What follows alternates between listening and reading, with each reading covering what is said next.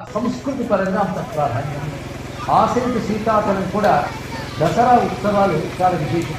దశ విధమైన పాపాలను పోగొట్టే శక్తి దీనికి ఉన్నది కనుక దసరా అనేటువంటి వ్యవహారం. ఇటువంటి దసరా సంబరములు అనేటువంటివి సామాన్య జనుల నుంచి పండితులు అందరూ కూడా అనుసరిస్తూ ఉంటారు వారి వారి పద్ధతుల్లో.